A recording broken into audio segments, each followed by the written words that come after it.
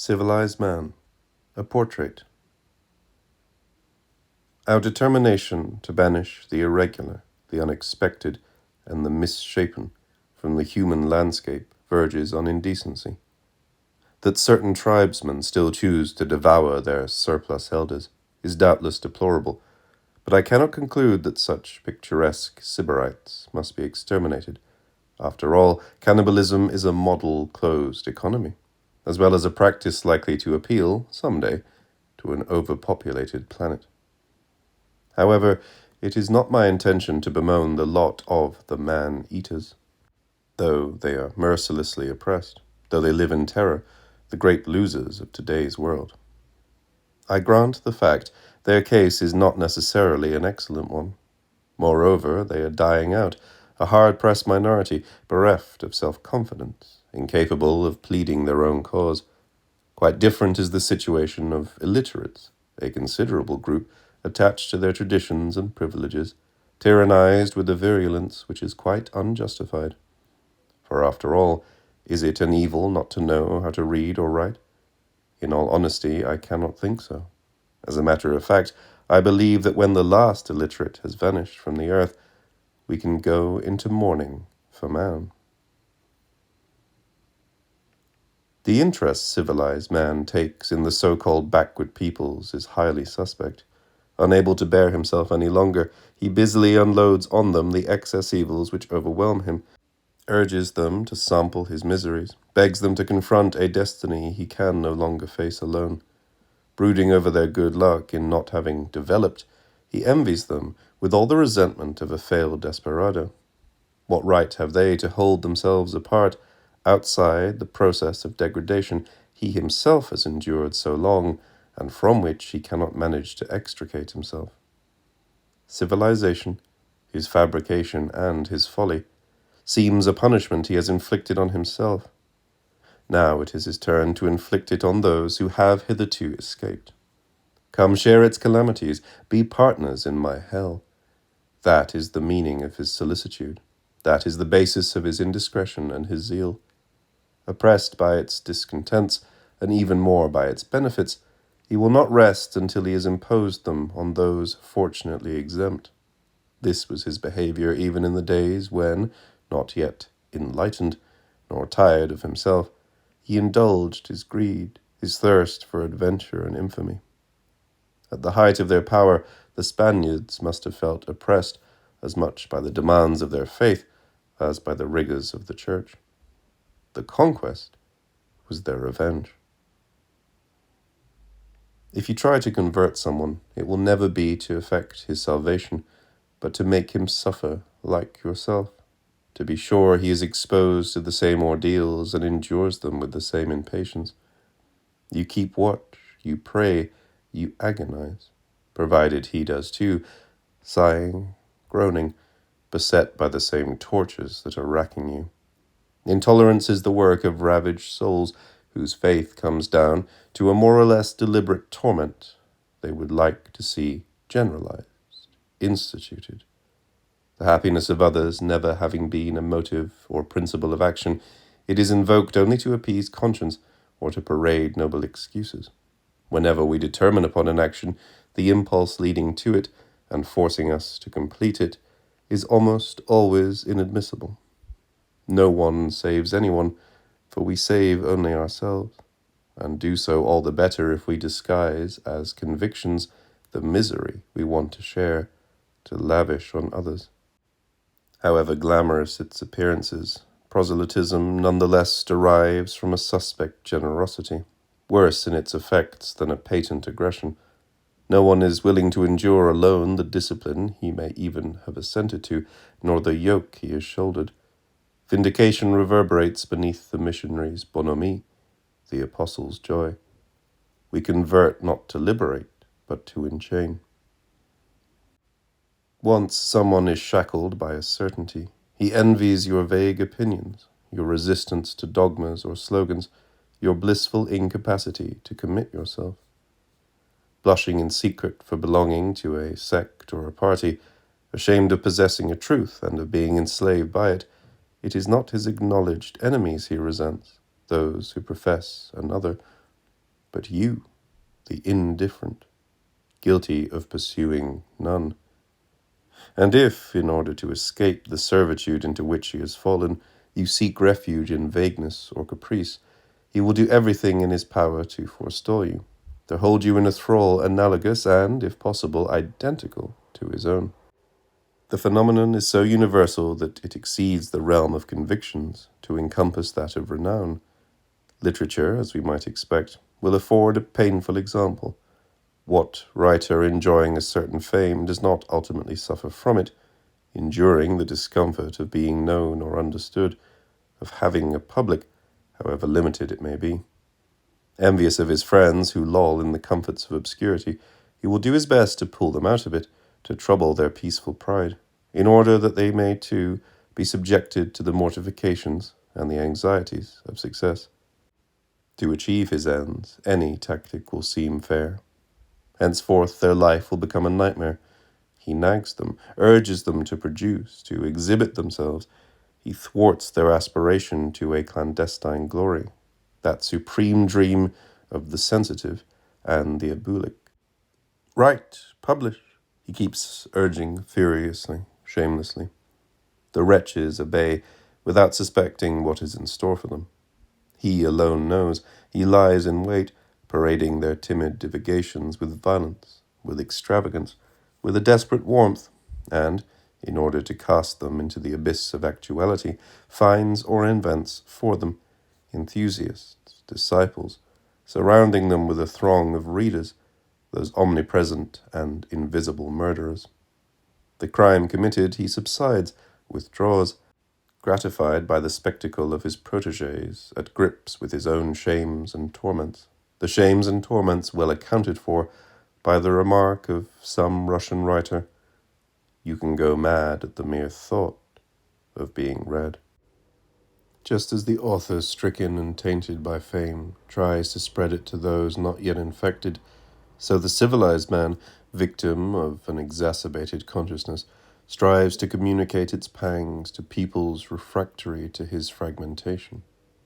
That alienation from himself which harasses and saps him, how could he permit them to reject it, to be unconcerned, to turn away? Utilizing every possible device to corrupt them, to make them resemble him and traverse the same Calvary, he will lure them by his civilization, whose wonders, triumphantly dazzling, will keep them from distinguishing its possible benefits from its actual drawbacks. And they will imitate only its harmful aspects, everything that has made it a concerted and systematic scourge.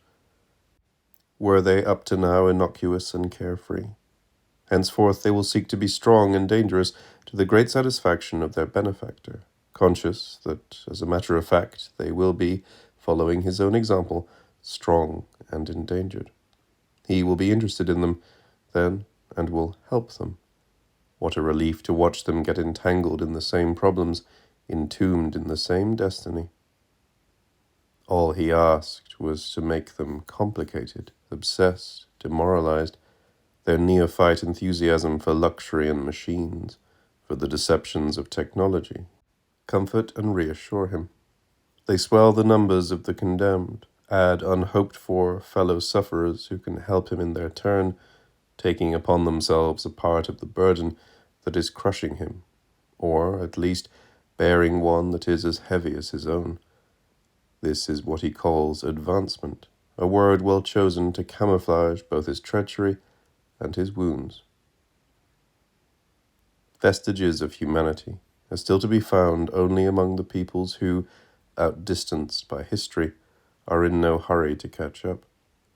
In the rear guard of nations, untempted by enterprise, they cultivate their outmoded virtues. They make it a duty to date. Certainly they are backward, and would gladly persevere in their stagnation if they had the means to do so, but this they are not allowed. The conspiracy which the advanced have mounted against them is too cunningly articulated to be upset.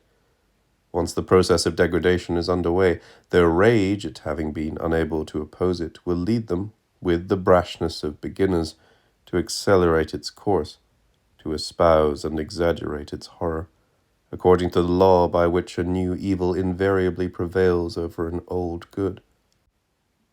And they will try to bring themselves up to the moment, if only to show the others that they too know how to decline, that in questions of downfall they can even surpass their instructors. What use is our surprise, our regret? Do we not see counterfeits everywhere, victorious over essence, agitation over repose? Do we not appear to be witnessing the death agonies of the indestructible?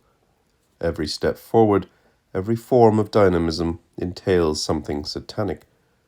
Progress is the modern equivalent of the fall, the profane version of damnation, and those who believe in it are its promoters, in other words, all of us.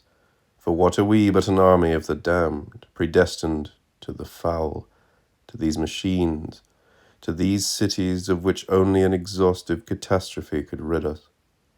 Then, once and for all, our inventions would have occasion to prove their usefulness and to rehabilitate themselves in our eyes. If progress is so great an evil, how is it that we do nothing to free ourselves from it without further delay? But do we really want to? Is it not rather our fate not to want to? In our perversity, the best is what we want, what we pursue. A deadly pursuit, at every point contrary to our happiness. One does not perfect oneself, nor does one advance without paying for it. Movement, we know, is a heresy, and that is precisely why it tempts us, why we fling ourselves into it, and why, irremediably depraved, we prefer it to the orthodoxy of quietude.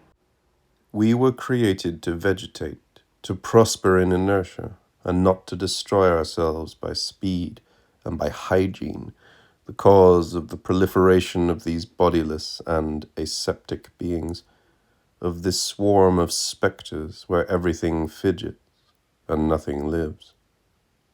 A certain proportion of dirt, being indispensable to the organism, physiology and filth are interchangeable terms. The prospect of a worldwide cleanliness inspires a legitimate qualm. We would be better off, verminous and serene, if we had kept company with the animals, wallowing beside them for millennia to come, breathing the smell of the stable rather than that of the laboratories, dying of our diseases and not of our remedies, circling round our void and gradually sinking into it. For absence, which should have been a duty and an obsession, we have substituted the event. And every event encroaches upon us, devours us, since it occurs at the cost of our equilibrium, our duration. The more our future shrivels, the more we let ourselves sink into what is destroying us. Our drug civilization has so intoxicated us that our attachment to it offers all the characteristics of an addiction, a mixture of ecstasy and execration. In its present form, it will finish us off, no doubt about that. As for renouncing it, freeing ourselves from it, we can do no such thing, today less than ever. Who would fly to our aid and deliver us? An Antisthenes, an Epicurus, a Chrysippus found their own times too complicated. What would they think of ours? And which of them, transplanted to Paris, London, New York, would have character enough to preserve his serenity there?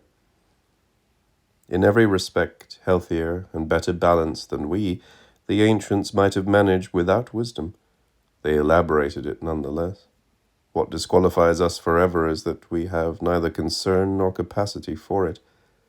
Is it not significant that the first modern man to have denounced, out of his idolatry of nature, the misdeeds of civilization should have been the contrary of a sage? We owe the diagnosis of our disease to a lunatic, more contaminated and scarred than any of us, to an avowed maniac, precursor and model of our own delirium. No less significant is the more recent advent of psychoanalysis, a sadistic therapeutics committed to the irritation rather than the relief of our sufferings, and singularly expert in the art of substituting for our naive discomforts an intricate variety. Every need, by orienting us toward the surface of life in order to disguise its depths, confers value on what has none, on what cannot have value.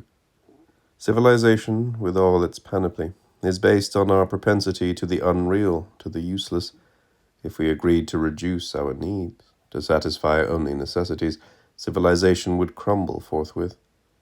Therefore, in order to endure, it seeks to create ever new needs for us, to multiply them without end. For the generalized practice of ataraxia would involve much graver consequences for civilization than a war of total destruction. By adding to the fatal disadvantages of nature certain gratuitous ones, it obliges us to suffer doubly. It diversifies our torments, reinforces our infirmities. No need to remind us again and again that it has cured us of fear. As a matter of fact, the correlation is obvious between the multiplication of our needs and the growth of our terrors.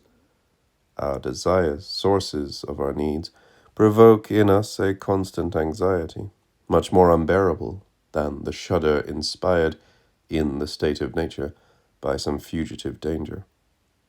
We no longer tremble by fits and starts, we tremble without respite. What have we gained by trading fear for anxiety? And who would hesitate between an instantaneous panic and one that is permanent and diffuse? Our vaunted security conceals an uninterrupted agitation which poisons every moment, those of the present as well as those to come, rendering the former null and void, the latter inconceivable. Our desires and our terrors are inextricable. Lucky the man who manages to avoid either. Desires, no sooner do we experience one than it engenders another, in a series as lamentable as it is unhealthy. Let us rather apply ourselves to submitting to the world, to considering each impression we receive from it as an impression that has been imposed, that does not concern us, that we endure as if it were not our own. Nothing is mine that happens to me, says the self when it is convinced that it is not of this world, that it is in the wrong universe, and that it has only one choice between impassivity and imposture. Committed to our appearances, each desire, by forcing us outside our essence, rivets us to a new object and limits our horizon. Yet, to the degree that it grows more intense, it permits us to discover that morbid thirst of which it is the emanation. Have our desires ceased to be natural? Do they derive from our condition as civilized men? Fundamentally impure, they perturb and contaminate our very substance. Everything which adds itself to our profound imperatives is a vice, everything which distorts and confuses us without necessity. Laughter, and even our smiles, are vices. On the other hand, everything is a virtue that induces us to live against the grain of our civilization, everything which urges us to compromise and sabotage its course. As for happiness, if this word has a meaning, it consists in the aspiration to the minimum and the ineffectual, in the notion of limitation hypostatized. Our sole recourse, to renounce not only the fruit of action, but action itself, to make a rule of non-production, to leave a good share of our energies and opportunities unrealized. Guilty of trying to exploit ourselves beyond our means or our deserts, failures by overexertion, unfit for true fulfillment, reduced by tension to zero, and enlarged only by exhaustion, by the dilapidation of our resources, we expend ourselves without taking into account either our possibilities or our limits. Whence our lassitude, aggravated by the very efforts we have made to habituate ourselves to civilization, to all it implies by way of eventual corruption. That nature, too, is corrupted, one cannot deny, but such dateless corruption is an immemorial and inevitable evil to which we accommodate ourselves automatically, whereas the corruption of civilization, product of our creations or our caprices, the more overwhelming in that it seems accidental, bears the stamp of a choice or a fantasy, of a premeditated or arbitrary doom. Right or wrong, we believe it might not have occurred, that we could have kept it from happening at all, which only makes it even more odious for us than it is. We are inconsolable, having to endure it and to confront the subtle miseries which proceed from it, when we might have been content with those crude and, after all, endurable ones with which nature has so generously endowed us. If we were fit to wrest ourselves from our desires, we should thereby wrest ourselves from destiny, superior to beings, to things, and to ourselves, reluctant to amalgamate ourselves further with the world. By the sacrifice of our identity, we would accede to freedom, inseparable from a training in anonymity and abdication. I am no one. I have conquered my name, exclaims the man who, rejecting the degradation of leaving tracks, tries to conform to Epicurus's command, hide your life. These ancients are always the ones we return to when it is a matter of the art of living, whose secret 2,000 years of supernature and convulsive charity have stolen from us. We return to them, to their poise and their amenity, provided we are free of that frenzy Christianity has inculcated in us. The curiosity they waken corresponds to a lowering of our fever, a retreat toward health. And we also return to them because the interval which separates them from the universe, being vaster than the universe itself, they offer us a form of detachment we should seek in vain among the saints. By making us frenetics, Christianity prepared us, in spite of itself, to create a civilization of which it is now the victim. Did this religion not create too many needs, too many demands?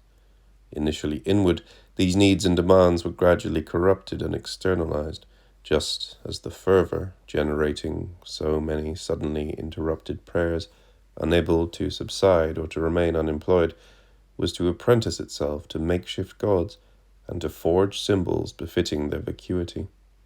Thus we were handed over to counterfeits of infinity, to an absolute without metaphysical dimensions, submerged in speed since we were not plunged into ecstasy. This panting contraption, the answer to our fidgets, and these spectres that work it, this procession of automata, this parade of hallucinated zombies, where are they going? What are they seeking? What wind of madness bears them onward? Each time I tend to absolve them, each time I entertain doubts as to the legitimacy of the aversion or terror they inspire in me, I need only think of the country roads on a Sunday, for the image of that motorized vermin to confirm me in my disgust and my dread. Use of the legs being abolished, the walker among these paralytics behind the wheel seems an eccentric or an outlaw. Soon he will appear to be a monster. No more contact with the ground. All that sinks into it has become alien and incomprehensible to us. Cut off from every root, unfit, moreover, to mix with dust or mud, we have achieved the feat of breaking not only with the depths of things, but with their very surface. Civilization, at this stage, would seem to be a bargain with the devil, if man still had a soul to sell. Was it really to save time that these engines were invented?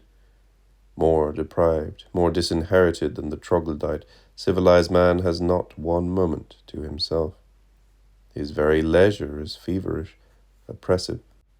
A convict on leave, succumbing to the ennui of the dolce far niente and the nightmare of beaches. When you have frequented regions where idleness is the rule, where everyone is good at it, you find it hard to adjust to a world where no one recognizes or knows how to enjoy it, where no one breathes. Is the being tied to time still human? Is he entitled to call himself free when we know that he has shaken off every servitude but the essential one? At the mercy of the hours, he feeds and fattens on his substance. He wastes and weakens himself to assure the prosperity of a parasite or a tyrant. Cunning despite his madness, he supposes that his trials and tribulations would be less if, in the form of a program, he managed to bestow them on the underdeveloped peoples, whom he reproaches for not being in the swim, by which he means drowning. In order to push them there, he will inoculate them with the toxin of anxiety and release them only when he has observed in them the same symptoms of haste as in himself. in order to realize his dream of a breathless humanity.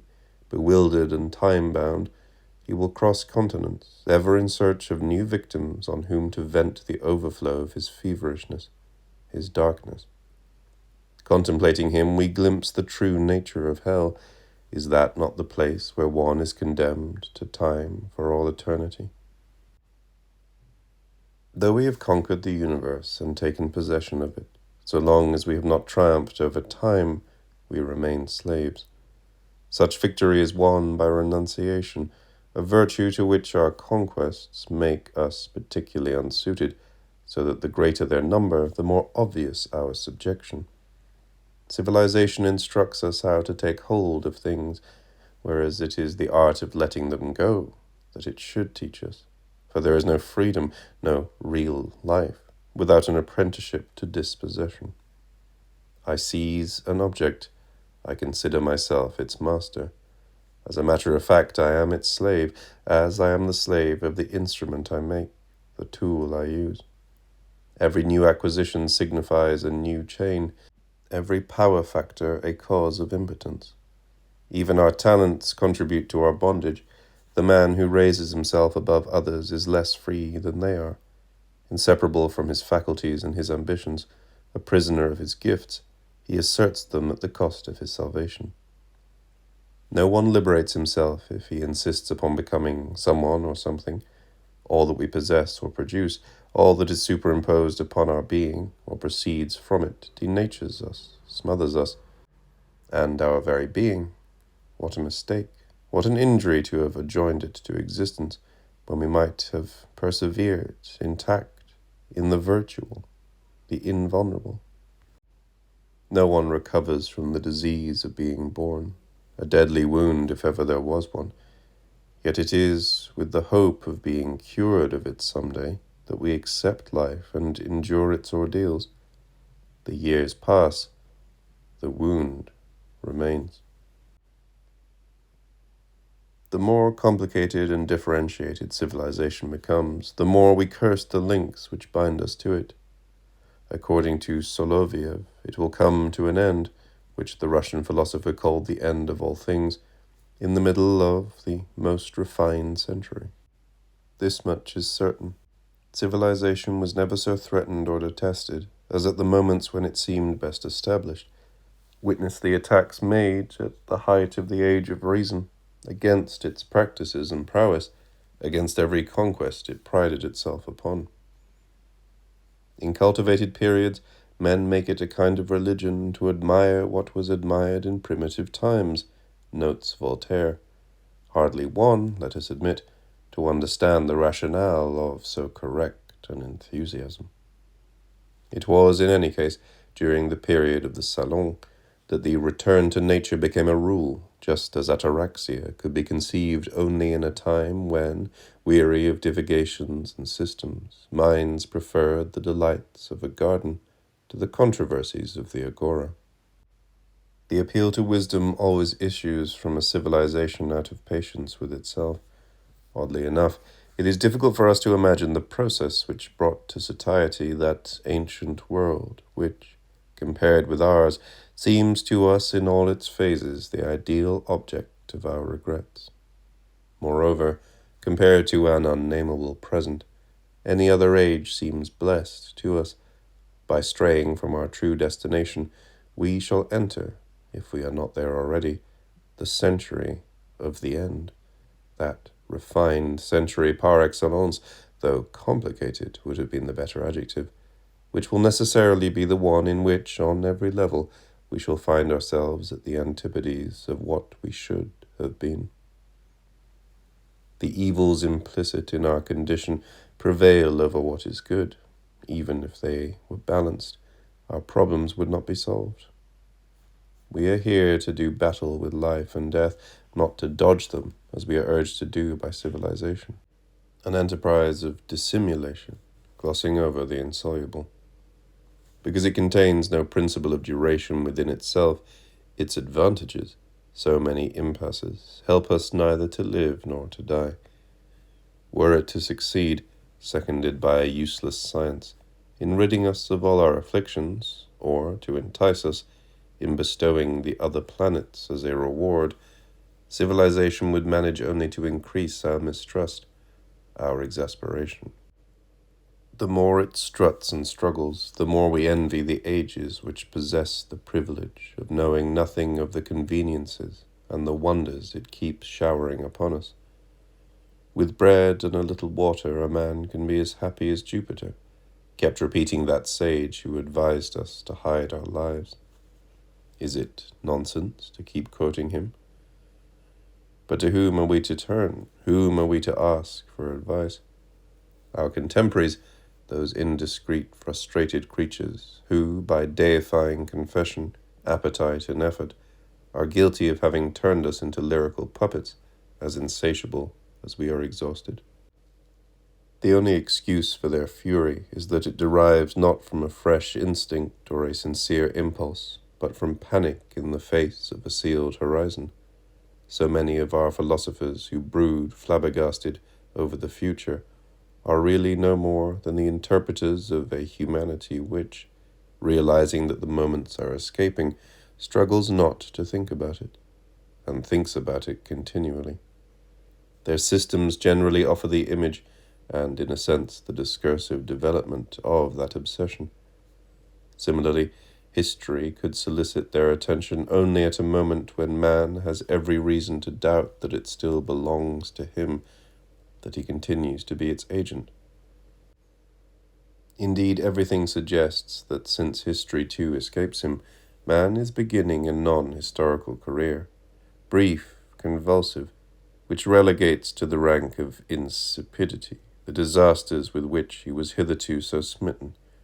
His degree of being shrinks with each step forward he takes. We exist only by retreat, by the distance we keep with regard to things and to ourselves. To bestir ourselves is to give ourselves up to the false, the fictive, to practice an abusive discrimination between the possible and the funereal. Given our present degree of mobility, we are no longer in control of our gestures nor of our fate. Over it presides, no doubt about it, a negative providence whose intentions, as we approach our goal, become less and less impenetrable, since they would be revealed without difficulty to the first comer, if he merely deigned to stop and step out of his role in order to contemplate, were it only for a moment, the spectacle of this winded and tragic horde to which he belongs.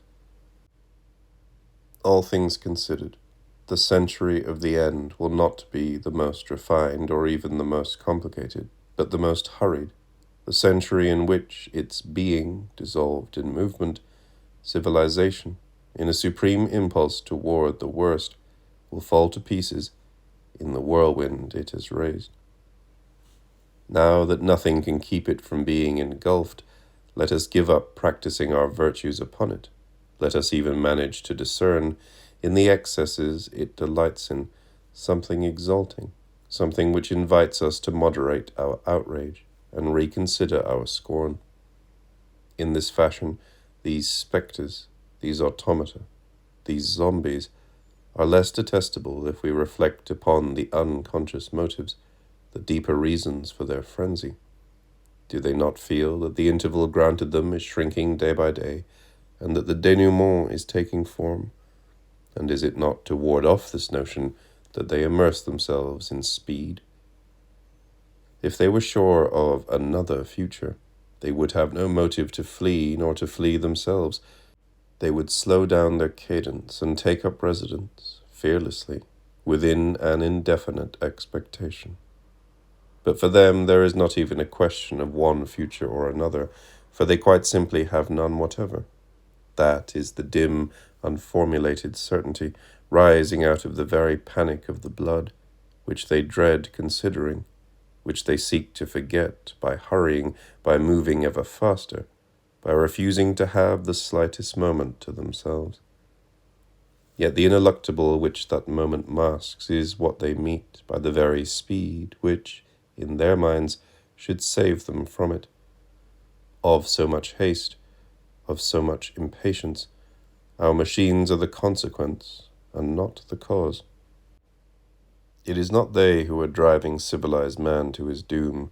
Rather, he has invented them because he was already on his way there. He sought means, auxiliaries, to attain it faster and more effectively. Not content to run, he preferred to ride to perdition. In this sense, and in this sense alone, we may say that his machines allow him to save time. He distributes them. He imposes them on the backward, the latecomers, who may then follow him, even outstrip him in the race to disaster, in the founding of a universal and mechanical amok. And it is in order to assure its advent that he strives so desperately to level off, to standardize the human landscape, to efface its irregularities and banish its surprises. What he wants to establish here is not anomalies, but anomaly, monotonous and routine anomaly converted into a rule of conduct, an imperative. Those who avoid it he accuses of obscurantism or extravagance, and he will not lay down his weapons until he has brought them into the straight and narrow path, into his own errors. Illiterates, first and foremost, are reluctant to fall in with him. Then he will force them to learn to read and write, so that, ensnared in knowledge, none may escape the common doom a moment longer. So benighted is civilized man that he does not even conceive the possibility of choosing another confusion besides his own. Divested of the respite necessary to the exercise of irony, to which a simple glimpse of his fate should lead him, he thereby deprives himself of all recourse against himself.